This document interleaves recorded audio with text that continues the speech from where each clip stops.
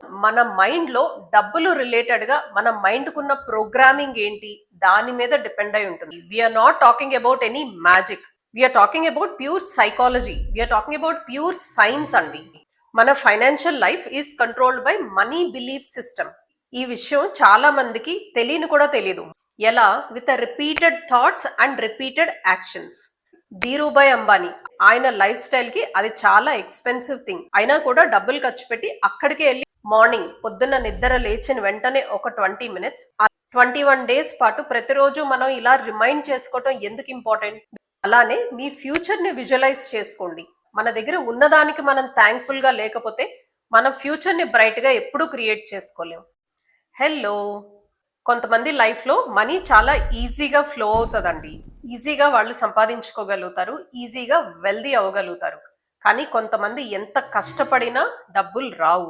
ఒకవేళ వచ్చినా అవి వాళ్ళ చేతుల్లో నిలవదు, ఈజీగా బయటికి వెళ్ళిపోతాయి. అలా ఎందుకు జరుగుతుంది అని మీరు ఎప్పుడైనా ఆలోచించారా? వెల్త్ క్రియేషన్ అనేది కేవలం మన జాబ్ కో మన బ్యాక్గ్రౌండ్ కో సంబంధించిన విషయం మాత్రమే కాదండి. But the reason is much deeper అండి. Mostly it is dependent on మన మైండ్ లో డబ్బులు రిలేటెడ్ గా మన మైండ్ కున్న ప్రోగ్రామింగ్ ఏంటి దాని మీద డిపెండ్ అయి ఉంటుంది. I will explain. Most of the people wealth is about your income అనుకుంటారండి.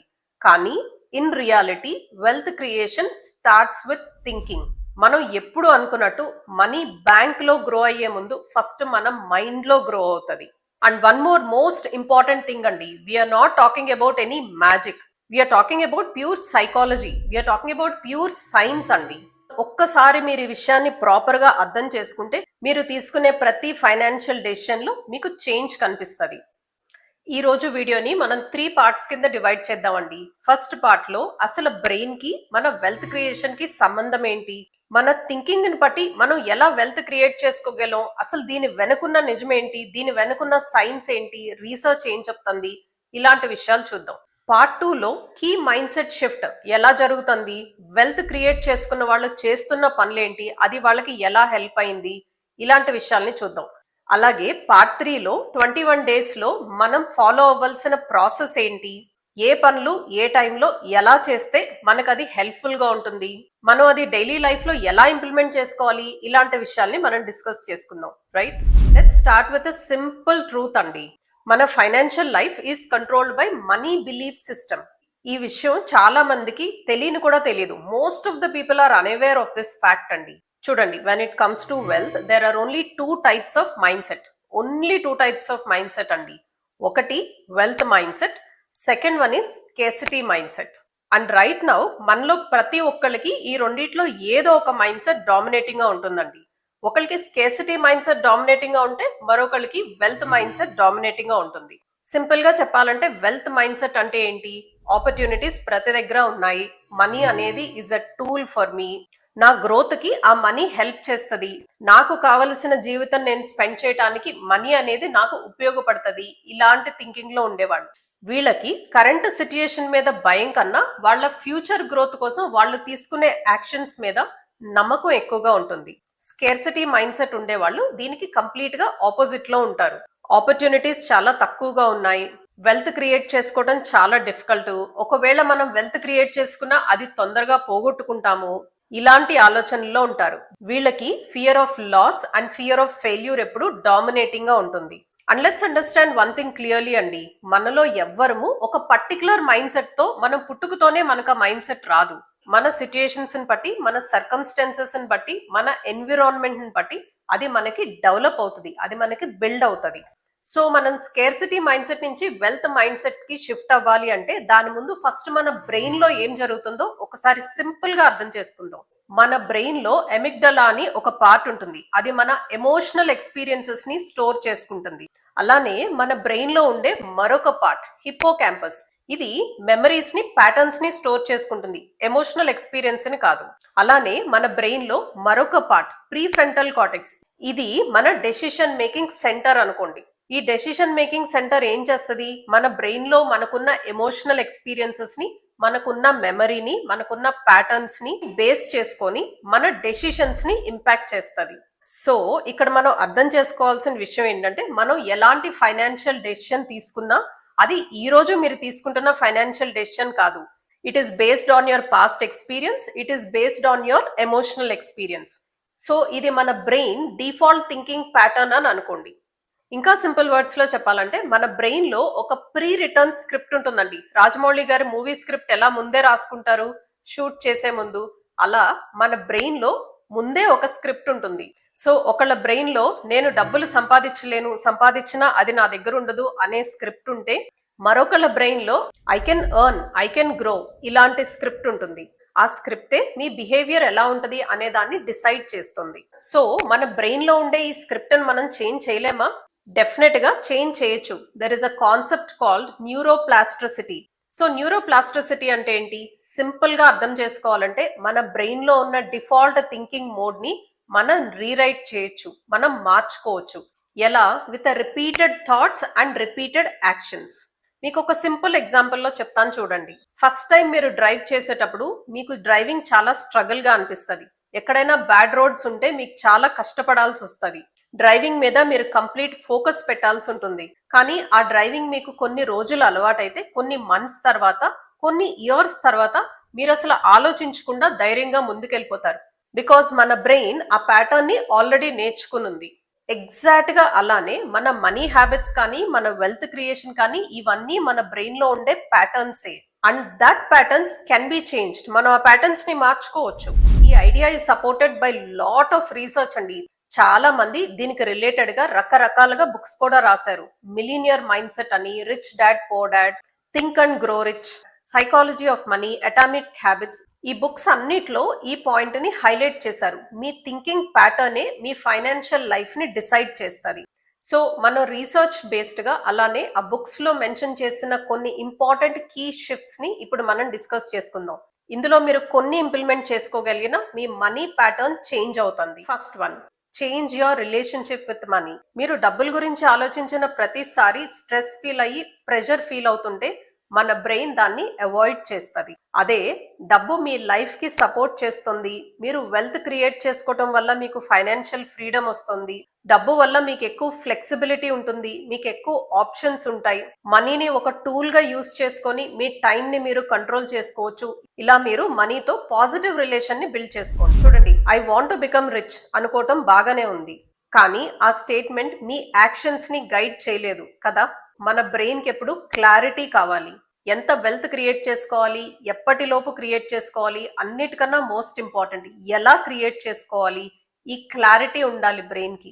లైక్ ఫర్ ఎగ్జాంపుల్, నేను ఒక 10 years లో 1 crore సేవ్ చేసుకోవాలి, ఇలా కాకుండా దాంతో పాటు బ్రెయిన్ కి యాక్షనబుల్ క్లారిటీ కూడా ఉండాలి.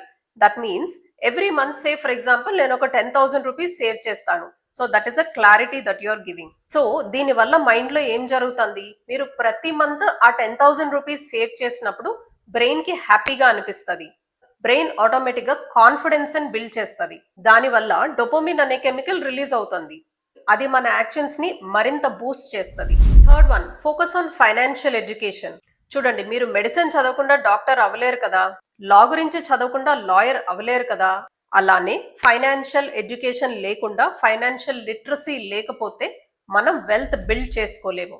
దానికి అర్థం ఓవర్ నైట్ మీరు ఎక్స్పర్ట్ అయిపోండి అని కాదు. కానీ ఫైనాన్షియల్ ఫ్రీడమ్ గురించి మీరు నేర్చుకుంటేనే మీరు డిపెండెంట్ గా ఉండరు, కన్ఫ్యూజన్ లో ఉండరు, డెసిషన్స్ బెటర్ గా తీసుకుంటారు. ఇది ఎలా బిల్డ్ చేసుకోవటం? ప్రతిరోజు ఒక 15 minutes 10 minutes బోల్డ్ అన్ని ఆర్టికల్స్ అవైలబుల్ గా ఉన్నాయండి. యూట్యూబ్ లో కంటెంట్ చాలా ఎక్కువగా అవైలబుల్ గా ఉంది.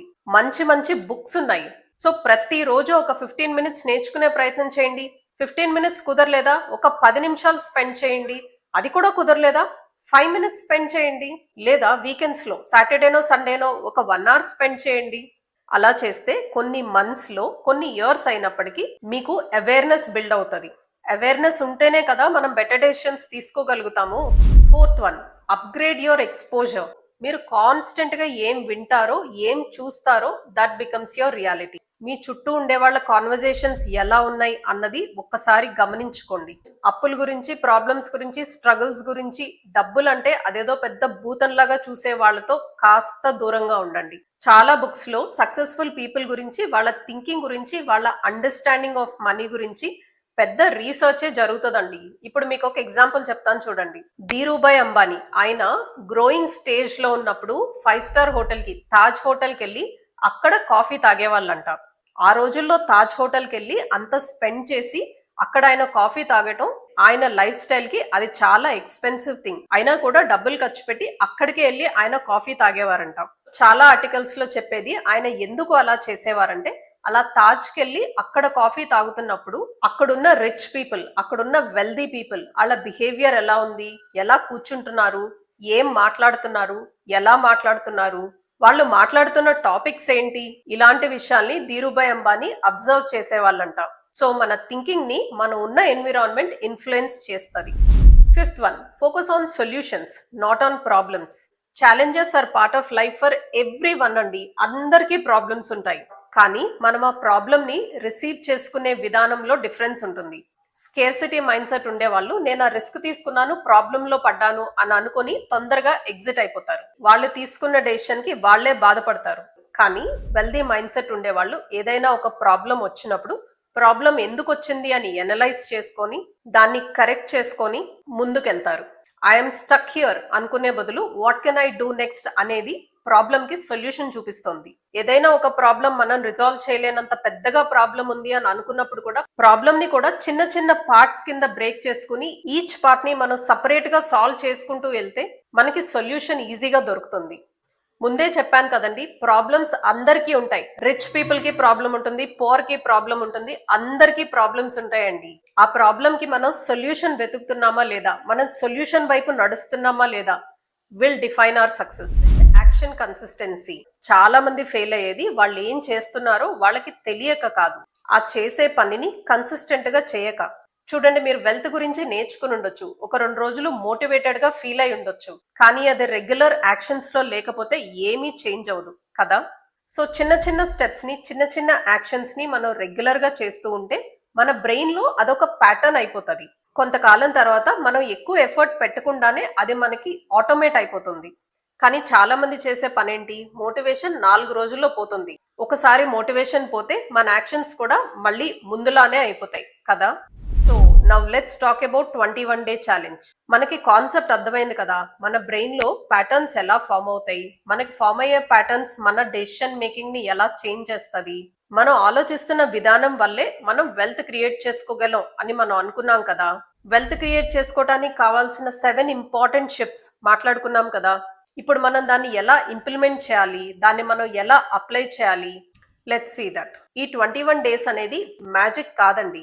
మనం ఏ పనైనా 21 డేస్ పాటు రిపీటెడ్ గా చేస్తా ఉంటే అది మన బ్రెయిన్ కి అలవాటు అవుతుంది, అది మన బ్రెయిన్ లో చక్కటి ప్యాటర్న్ అవుతుంది. 21 డేస్ తర్వాత మనం ఎక్కువ ఎఫర్ట్ పెట్టకుండా అది ఆటోమేటిక్ అవుతుంది.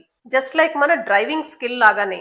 సో ఈ 21 డేస్ మనం చేయవలసింది ఏంటి, మార్నింగ్ పొద్దున్న నిద్ర లేచిన వెంటనే ఒక 20 మినిట్స్, అలానే పడుకునే ముందు ఒక 20 మినిట్స్ దీనికోసం స్పెండ్ చేయండి. మార్నింగ్ మీరు నిద్ర లేచిన తర్వాత ఒక 20 మినిట్స్ పాటు కామ్ గా కూర్చుని మెడిటేటివ్ మోడ్ లో కూర్చొని డబ్బు గురించి మీ బ్రెయిన్ లో వస్తున్న ఆలోచనలు ఏంటో ఒక్కసారి గమనించుకోండి. మీ ఆలోచనలు పాజిటివ్ గా వస్తున్నాయా, యాంగ్జైటీ క్రియేట్ చేస్తుందా అన్నది ఒక్కసారి చెక్ చేసుకోండి.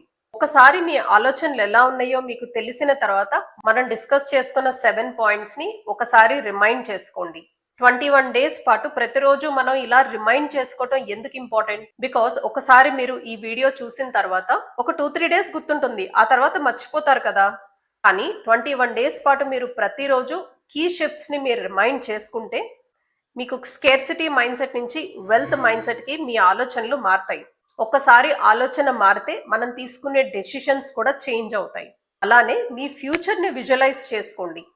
ఫ్యూచర్ లో మీ గ్రోత్ గురించి, మీ వెల్త్ గురించి, మీరు ఎలాంటి లైఫ్ లీడ్ చేయాలనుకుంటున్నారు, ఇలాంటి విజువలైజ్ చేసుకోండి. అగైన్ ఈ కాన్స్టెంట్ విజువలైజేషన్ వల్ల బ్రెయిన్ ప్యాటర్న్స్ ని ఫామ్ చేసుకుంటది. పాజిటివ్ ప్యాటర్న్స్ డెవలప్ అయినప్పుడు మీకు ఆపర్చునిటీస్ కనిపిస్తాయి. అలానే ప్రాక్టీస్ గ్రాటిట్యూడ్. మన దగ్గర ఉన్నదానికి మనం ఎప్పుడూ థ్యాంక్ఫుల్ గా ఉండాలి. మన దగ్గర ఉన్నదానికి మనం థ్యాంక్ఫుల్ గా లేకపోతే మన ఫ్యూచర్ ని బ్రైట్ గా ఎప్పుడూ క్రియేట్ చేసుకోలేము. అలానే పడుకునే ముందు ఈవినింగ్ 20 మినిట్స్ లో మీ డే ఎలా జరిగింది అన్నది ఒకసారి రివ్యూ చేసుకోండి. ఆ డే మొత్తంలో మీరు తీసుకున్న డెసిషన్స్, మీ యాక్షన్స్, మీ వెల్త్ మైండ్ సెట్ కి ఎలైన్ అయి ఉన్నాయా లేవా అన్నది చెక్ చేసుకోండి. దాంతో పాటు plan a small action for next day. Next day మీరు తీసుకోగలిగిన ఒక చిన్న యాక్షన్ ప్లాన్ ని ముందు రోజు ప్లాన్ చేసుకోండి. ఒక్క విషయం గుర్తుపెట్టుకోండి, mind set without action cannot create wealth. ఇది మీరు కన్సిస్టెంట్ గా చేస్తే ఇలాంటి మైండ్ సెట్ మీకు హ్యాబిట్ అవుతుంది. సో మీ హ్యాబిట్స్ చేంజ్ అయితే మీ లైఫ్ చేంజ్ అవుతుంది. I hope you all like this video. మీకు ఈ వీడియో నచ్చినట్టయితే please like, comment, share and subscribe to my channel. Thank you so much for watching till here. I'll see you again. Bye bye.